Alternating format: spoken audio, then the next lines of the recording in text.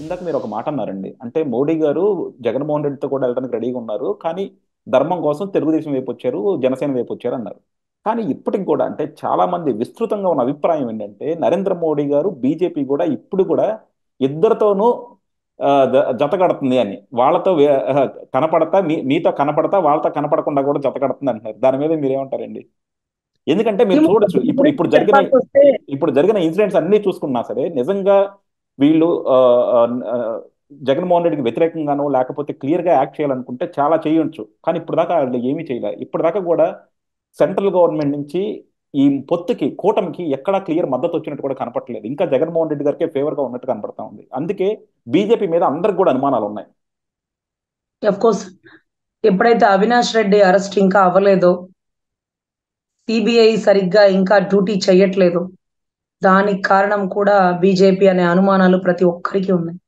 అందులోను అవినాష్ సునీతమ్మతో తెగబడి మాట్లాడిన మాట, నేను గెలిచి బీజేపీలోకి వెళ్ళిపోతాను, నన్ను ఏమీ చేయలేవని. అంటే ఒక వ్యక్తి ఒక ఎంపీ సీటు కోసం బీజేపీ హత్యా రాజకీయాలను పెంచి పోషిస్తుందా?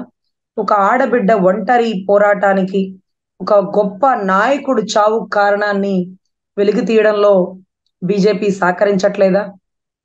So whatever it may be, ఇంకా మీరు కొన్ని ఎలిగేషన్స్ కూడా రేస్ చేశారు. నిన్నటి రోజు జగన్మోహన్ రెడ్డి గారికి చిన్ని గాయానికి వెంటనే మోడీ గారు త్వరగా ఉమ్, కోలుకోవాలి అనడం కూడా చాలా మందికి డౌట్ అండ్ సస్పెక్టెడ్ అండి. అదే ఎందుకంటే ఆ ఎందుకంటే అండి. గాయానికి పవన్ ఉమ్, కళ్యాణ్ గారు రియాక్ట్ అవ్వలేదండి. నేను అవ్వనురా బాబు, పోయినసారి కూడా తెలివి తక్కువగా రియాక్ట్ అయ్యాను, నువ్వు దొంగవి, నేను ఇక నన్ను నమ్మను, నానా పులికత అయిపోయింది నీ బతుకు అంటూ తిరగబడ్డారు. కానీ మోడీ గారు మాత్రం త్వరగా కోలుకోవాలని ఒక పోస్ట్ ఏదో పెట్టారని అందరూ అడిగారు. అదే రకంగా అవినాష్ రెడ్డి గారిని అరెస్ట్ చేయమని ఈ రోజు సిబిఐ అడుగుతుంది. కానీ ఇంకా కూడా ఎందుకు చేయట్లేదు? కోర్టు పర్మిషన్ ఇచ్చేది ఏంటండి? ఇప్పటికిప్పుడు సిబిఐ తలుచుకుంటే ఎత్తి లోపలేయచ్చు. ఏ కేజ్రీవాల్ సెవెన్ అక్కడ కేజ్రీవాల్ అయితే అరెస్ట్ చేయగలిగారు. అరవింద్ కేజ్రీవాల్ గారిని అయితే అరెస్ట్ చేయగలిగారు. ఇక్కడ ఒక ఎంపీ అయి ఉన్న ఈయన మాత్రం అరెస్ట్ చేయలేకపోతున్నారు. సార్, ఎంపీ వెనకాల జగన్మోహన్ రెడ్డి ఉంటే ఆయన ఏమన్నా తోపుతురుమా? ఆయన కూడా ఒక సీఎంఏ కదా. కేజ్రీవాల్ గారి కంటే నిజాయితీ గల పౌరుడేం కాదు. ఆయనంత స్థాయి కూడా వెనకలేదు. పోనీ ఇదే ఫస్ట్ కేసా? ఎన్నో సిబిఐ కేసుల్లో ఉన్నాయి. కానీ ఏదో ఒకటి మీరు అన్న డౌట్ రాష్ట్ర ప్రజలందరికీ కూడా ఏదో ఒక మూల ఉన్నాయి. దాన్ని ఇప్పటికిప్పుడు నేను నివృత్తి చేసేస్తాను అంటే అది అబద్ధమే అవుతుంది. నిజం యథార్థం కఠినంగానే ఉంటుందండి. Maybe on maybe on something ఏదో ఆ టైప్ ఏదైనా ఉందా అనే అనుమానం ప్రజలందరూ అడుగుతుంది. ఒక మీటింగ్ పెట్టినప్పుడు ప్రజాగళంలో అమరావతి గురించి ఆయన మాట్లాడాలి అంటూ ఎగ్జాక్ట్లీ. ఫ్లెక్సీలు పట్టుకొని, ప్లగ్ కార్డులు పట్టుకొని అమరావతి రైతులు వచ్చారు. మీ అమరావతి ఏకైక రాజధాని పోండి, మీ వైజాగ్ స్టీల్ ప్లాంట్ ఇక అమ్మ బోము, మీ వైసీపీని గద్దెదించడంలో నేను నిలబడతాను మీతో, హత్య రాజకీయాలకి నిజాయితీగా న్యాయ పోరాటం చేద్దాం మనం. ఈ డైలాగ్స్ నేను ఎక్స్పెక్ట్ చేశానండి. ఒక్క డైలాగ్ కూడా ఆయన చెప్పలేదండి. మళ్ళీ మోడీ గారి ప్రభుత్వం వస్తుంది సెంటర్ లో, 300 సీట్లు 400 సీట్లు ఏంటో దాని గురించి చెప్పారండి. నేను కూడా ఆ రోజు గ్రీన్ కలర్ కండువా కప్పుకొని అమరావతి రైతులతో పాటు మన అమరావతి గురించి ఒక స్టేట్మెంట్ రాగానే మనం విజిల్ వేయాలి, మనం గట్టిగా కేకలు వేయాలి, కెమెరాలన్నీ మన వైపే తిరగాలి, రెండు ఫ్లిప్ కార్డులు పైకి ఎక్కండి అని. ఇంకొకటి ఏంటంటే ఆ ఫ్లిప్ కార్డులలో కూడా ఇంగ్లీష్ లో, హిందీలో, తెలుగులో రాసాం. మరి మోడీ గారికి బహుశా తెలుగు అర్థం కాకపోతే ఇంగ్లీష్ అర్థం కాకపోతే హిందీలో కూడా ఉండాలనేసి అన్ని ఆ ఫ్లెక్సీ లాగా పట్టుకున్నామండి, నేమ్ బోర్డు పట్టుకొని నుంచి ఉంటే ఆ వర్డింగ్ లేదండి. భయంకరమైన తొక్కిసలాట జరిగితే అవి అక్కడ పడేసి మేము ప్రాణాలకి కాపాడుకోవడం కోసం పరిగెట్టి బయటకు వచ్చిన తరుణం. సో అక్కడక్కడ రాష్ట్ర ప్రజలకు అనుమానాలు ఉన్నాయి.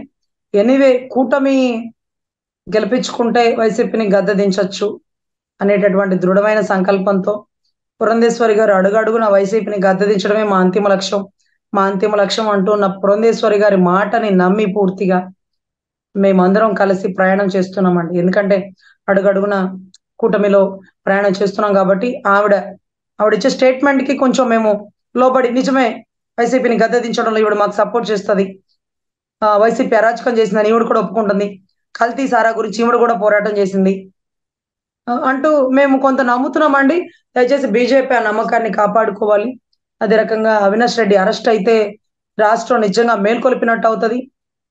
బీజేపీ మాతో ఉందని మేము కాదు, రాష్ట్ర ప్రజలు నమ్ముతాం. ఇప్పుడు మేము నమ్ముతున్నాం, రాష్ట్ర ప్రజలను నమ్మించలేకపోతున్నాం. అదే ఇది ఎందుకు ఇంపార్టెంట్ అంటే అండి, మనం క్లియర్ గా తెలుసు, మనం ఆల్రెడీ 2023లో తెలంగాణ ఎలక్షన్స్ లో చూసాం.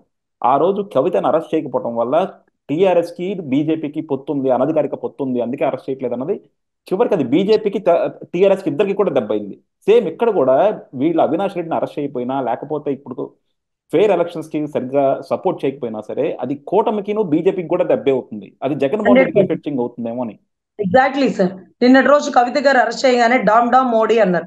మొన్నటి రోజు మోడీ గారు పవన్ కళ్యాణ్ గారు ఒక సభ పెట్టినప్పుడు ఎందుకు కేసీఆర్ గారిని తిట్టలేదు, మీ పవన్ కళ్యాణ్ ఎందుకు కేసీఆర్ ని తిట్టలేదు, మోడీ గారు ఎందుకు కేసీఆర్ ని విమర్శించలేదు అంటే, మోడీ గారు కేసీఆర్ తోనే ఉన్నారా, బలమైన బీజేపీ ఇండైరెక్ట్ గా కేసీఆర్ గారికి సపోర్ట్ ఇస్తుందా అంటూ ఏదైతే ఇప్పుడు జగన్మోహన్ రెడ్డి గారి మీద కూటమి మీద ఉండేటువంటి కొన్ని ఎలిగేషన్స్ అప్పట్లో ఉన్నాయి.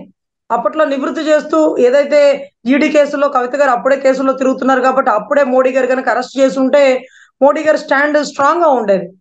తెలంగాణ నమ్ము ఉండేది, అబ్బా ఇదైనా స్ట్రాంగ్ పర్సన్, అబ్బా సెంట్రల్ రాగానే చూడు కల్వకుట్ల కవిత గారు అరెస్ట్ అయిపోయారని నమ్మి కొద్ది గొప్ప ఇతనికి సంబంధించిన అభ్యర్థులు గెలిచి ఉండే అవకాశం ఉండేది.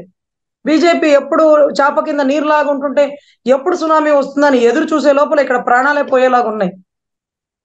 సో మీరు చెప్పింది కరెక్ట్ వ్యూ అండి. As soon as possible BJP తన స్టాండ్ ని ఆంధ్రలో నిరూపించుకోవాల్సిన బాధ్యత అయితే ఉందని దృఢంగా నమ్ముతున్నామండి. యా డెఫినెట్ గా అండి. అందులో అది పవన్ కళ్యాణ్ కూడా బాధ్యత అనమాట. ఎందుకంటే తెలుగుదేశాన్ని బీజేపీని కలిపింది పవన్ కళ్యాణ్ గారు కాబట్టి కంపల్సరీ పవన్ కళ్యాణ్ గారే స్టాండ్ తీసుకోవాలి. బీజేపీ సో వాళ్ళు కూడా ఈ వీడియో వాళ్ళు చూడాలని కోరుకుంటున్నాం. యా బీజేపీ స్టాండ్, సునీతమ్మ ఇన్ని సంవత్సరాల నుంచి చేస్తున్న పోరాటం వెనకాల దాగి ఉన్న ని అవినాష్ రెడ్డిని అరెస్ట్ చేసి బీజేపీ కూటమితోనే సపోర్ట్ గా ఉందని, బీజేపీ ఎప్పుడు దుష్టుడు పక్కన నిలబడదని మనస్ఫూర్తిగా చెప్పాలి. అమరావతికి కూడా ఒక స్టాండ్ ఇవ్వాలి. వైజాగ్ స్టీల్ ప్లాంట్ విషయం కూడా స్టాండ్ ఆఫ్టర్ ఎలక్షన్స్ ఇస్తుందో బిఫోర్ ఎలక్షన్స్ కొంత మేనిఫెస్టోలో పెడితే జనాలకు ఒక నమ్మకం అనేది వస్తుందని మనస్ఫూర్తిగా కోరుకుంటున్నానండి. Yeah thank you madam, thank you very much అండి. నమస్తే.